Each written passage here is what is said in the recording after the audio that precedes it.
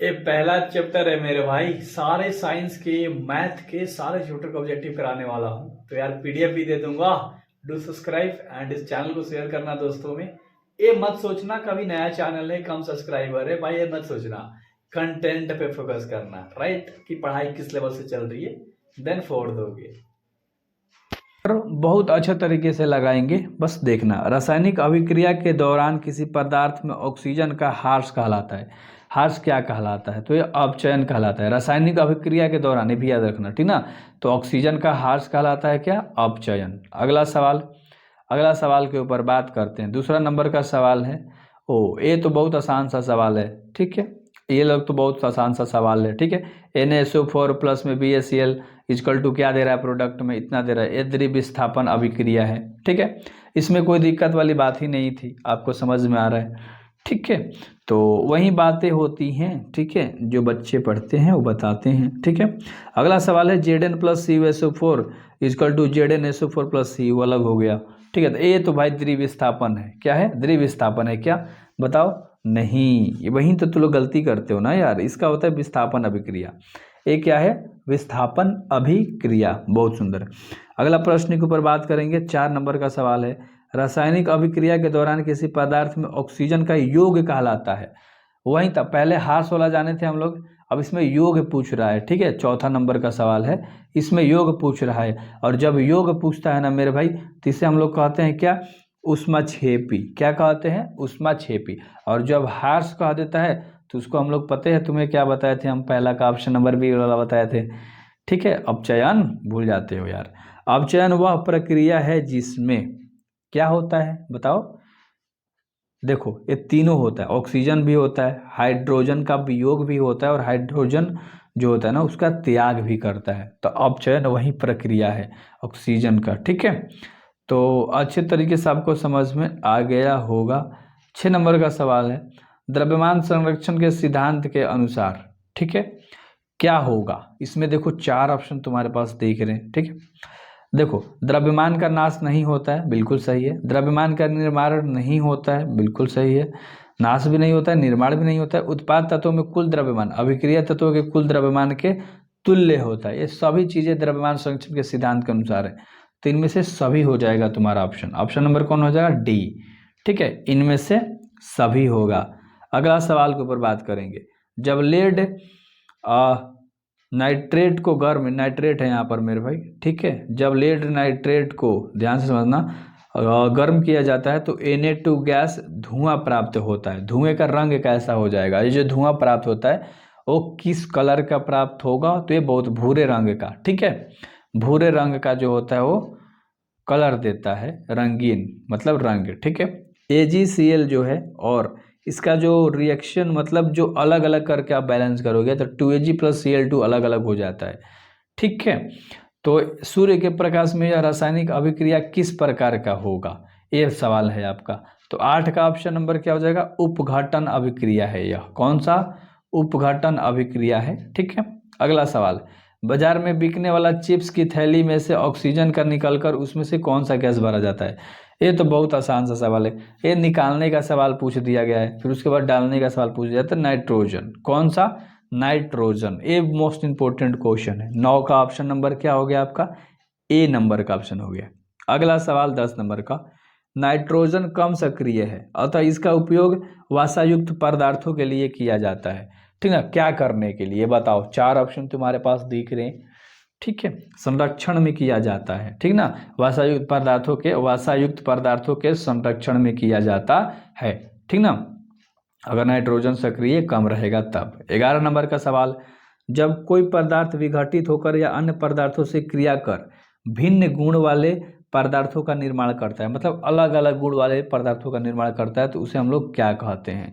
बस बेसिक सा सवाल था। 11 नंबर का आप यूं ही आंसर बता दोगे ऐसे, ठीक है। तो रासायनिक अभिक्रिया उसको कहते हैं, सिंपल। क्या कहते हैं मेरे भाई? रासायनिक अभिक्रिया। अगला सवाल, निम्न में से कौन सा अभिक्रिया है? इनमें से अभिक्रिया आपको बताना है। 4 गो दिख रहा है, तो अभिक्रिया कौन सा होगा इसमें? इतना आसान सा है, ठीक है। देखो, अभिकारकों ग्रुप में परिवर्तन एक अभिक्रिया ही होता है। ताप का उत्सर्जन यह अभिक्रिया है। प्रकाश का उत्सर्जन इहो अभिक्रिया है, तो इनमें से सभी कह सकते हो आप। ऑप्शन नंबर डी आपका सही हो जाएगा, इनमें से सभी। अगला सवाल, वैसे रासायनिक अभिक्रिया जो एक ही दिशा में अग्रसर होती है उसे क्या कहा जाता है?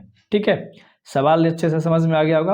अनुत्क्रमणीय कहा जाता है, अनुत्क्रमणीय। ठीक है, अच्छे से चीज़ें याद किया करो, अभी याद करते हुए चलो। ठीक है, वैसे पदार्थ जिनके उपस्थिति मात्र से किसी अभिक्रिया की दर बढ़ जाती है वह क्या कहलाता है?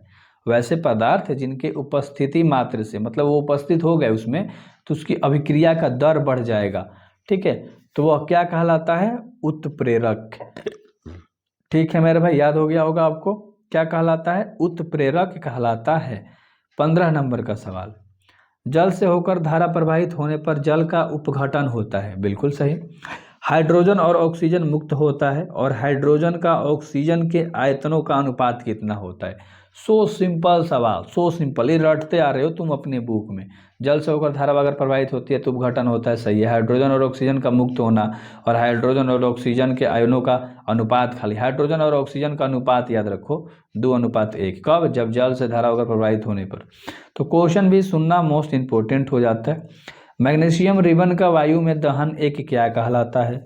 तो ये भी आपको पता होना चाहिए कि रासायनिक अभिक्रिया कहलाता है। ठीक है, ये रासायनिक है। देखो मैग्नीशियम रिबन है, अलग अलग हो जाएगा तो फिर एक नहीं हो सकता, तो रासायनिक है। ठीक है, अगर एक कागज को हम 2 टुकड़ा में बांट देंगे तो कागज कागज ही रहेगा, दूसरा चीज़ में बदलेगा नहीं, तो ये भौतिक हो जाएगा। ठीक है, जो चीज़ बदल जाए और फिर वापस मतलब अलग चीज़ में बदल जाता है तो वो रासायनिक होता है, और अलग चीज़ में नहीं बदल रहा है तो भौतिक है। किसी पदार्थ के ऑक्सीजन में अभिक्रिया कर क्या होता है? दहन। ठीक है, सिंपल सा सवाल था ये। अगला सवाल, जो सिंपल सा सवाल है उस पर डिस्कस क्या करना, रट डालो। ज्वाला एक क्षेत्र है जहाँ गैसीय पदार्थ जलकर उत्पन्न करते हैं। ज्वाला एक क्षेत्र है, सही बात है, तो वह गैसीय पदार्थों के जलकर उत्पन्न करता है। तो क्या उत्पन्न करता है, ये भी तो सवाल उठता है ना। ठीक है, तो इसका ऑप्शन नंबर क्या हो जाएगा मेरे भाई? देखो, जब कोई भी चीज़ जलाते हो तो ताप भी देता है और प्रकाश भी देता है, तो ऑप्शन नंबर बी और सी दोनों हो जाएगा। समझ में आ गया होगा अच्छे तरीके से, तो तुम्हारा ऑप्शन नंबर डी करेक्ट हो जाएगा। ठीक ना। अगला सवाल 19 नंबर का, थोड़ा सा लेंदी लंबा दिख रहा होगा बट ध्यान से। वसा युक्त अथवा तैलीय खाद्य सामग्री जब लंबे समय तक रखा जाता है तो ये पदार्थ विकृंगंधिता हो जाते हैं। यह परिवर्तन किस अभिक्रिया के कारण होता है? बताओ। सिंपल सा सवाल है, उपचयन अभिक्रिया के ना अनुसार। अच्छे से याद हो गया होगा।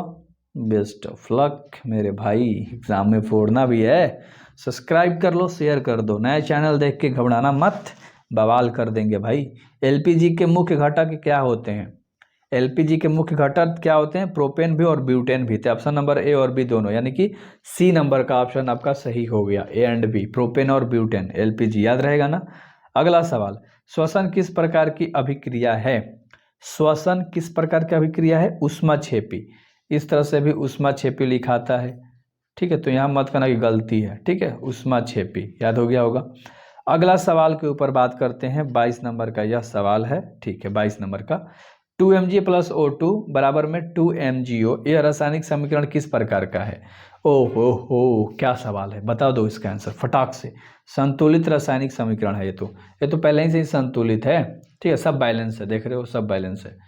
इसको बैलेंस करना मतलब संतुलित करना ही नहीं पड़ा। अगला, जिंक तथा लेड कॉपर के अपेक्षा क्या हो जाता है? कितना क्रियाशील होता है? कम, ज़्यादा, बराबर, समान? बताओ। 23 नंबर का ऑप्शन, बहुत बढ़िया, अधिक क्रियाशील हो जाता है। जिंक लेड के कॉपर के साथ अगर अपेक्षा करेगा तो अधिक क्रियाशील हो जाएगा। अगला सवाल, जिस अभिक्रिया में अवक्षेप का निर्माण होता है उस अभिक्रिया को क्या कहा जाता है? बताओ। उसे कहा जाता है अवक्षेपण अभिक्रिया। जिस अभिक्रिया में अवक्षेप का निर्माण होता है और अभिक्रिया को क्या कहा जाएगा उसमें? तो अवक्षेपण अभिक्रिया कहा जाता है। अगला सवाल, उपचयन अपचयन अभिक्रिया को क्या कहते हैं? उपचयन अपचयन अभिक्रिया को क्या कहा जाता है? रेडॉक्स अभिक्रिया कहते हैं। क्या कहते हैं? रेडॉक्स। उपचयन अपचयन याद रहेगा ना, रेडॉक्स, अच्छे से याद रखना। चूना पत्थर को उष्मा देने पर CaO + CO2 प्राप्त होता है। ठीक है, तो बताओ एक कौन सा अभिक्रिया है? सिंपल 26 नंबर जो कि लास्ट है, वियोजन अभिक्रिया। ठीक है, तो इंड होता है और सारे इंपॉर्टेंट क्वेश्चन। हाँ देखो नीचे पीडीएफ दिख रहा होगा मेरे भाई, अगर पीडीएफ चाहिए आपको, ठीक है, तो आप मैसेज करना कि 10th के स्टूडेंट हैं, व्हाट्सएप कर देना है, ठीक है। यहाँ पर तुम्हें नंबर दिख रहा होगा, इस नंबर पे तुम्हें व्हाट्सएप करना है एंड पीडीएफ के लिए बातें कर लेनी है, दैट्स इट। ठीक है, बहुत बढ़िया, बेस्ट ऑफ लक। सब्सक्राइब करना, दोस्तों में शेयर कर देना, सारा चीज़ फ्री है।